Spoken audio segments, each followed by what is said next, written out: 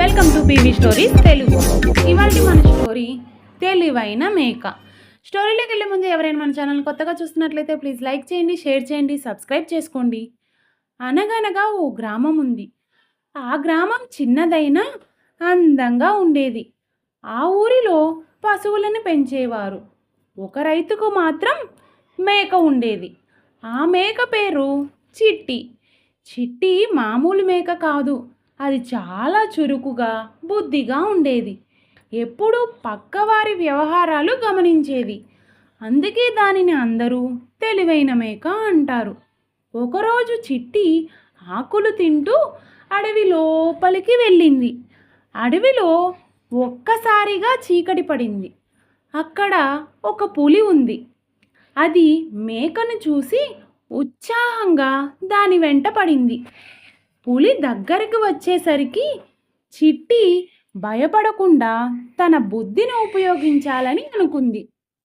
పులి, హహా, నా రాత్రి భోజనం నువ్వే, మేకను తిని చాలా కాలం అయింది అని అంటుంది.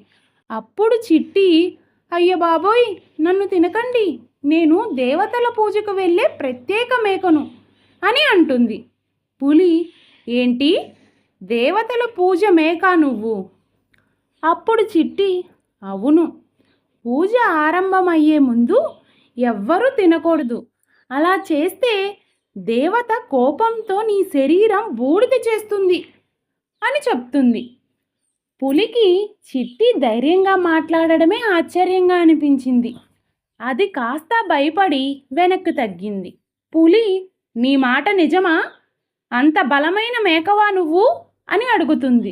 అప్పుడు చిట్టి, అవును నిజమే, ఒకసారి దేవతని పిలుస్తాను, నువ్వు నన్ను తినాలి అనుకుంటే వారిని అడిగి తిను అని అంటుంది. చిట్టి అవకాశం వచ్చిందని గ్రహించి అది పక్కనే ఉన్న పొదల్లోకి వెళ్ళింది. బలమైన పులికి ఆ చిన్న పొదలోకి వెళ్ళడం సాధ్యమవ్వలేదు.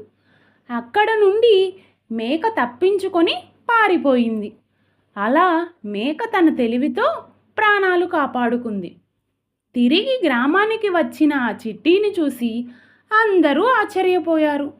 చిట్టి చెప్పిన కథ విని పిల్లలు, పెద్దలు మెచ్చుకున్నారు. ఆ రోజు నుండి గ్రామంలో చిట్టి పేరు మారుమ్రోగిపోయింది, తెలివైన మేక అని. బలవంతుడి ముందు భయపడక తెలివిగా ప్రవర్తిస్తే సమస్యల నుంచి తప్పించుకోవచ్చు. మీరేమంటారు? కామెంట్ సెక్షన్లో కామెంట్ చేయండి. ఇలాంటి మరిన్ని స్టోరీస్ కోసం నా ఛానల్ లైక్ చేయండి, షేర్ చేయండి, సబ్స్క్రైబ్ చేసుకోండి.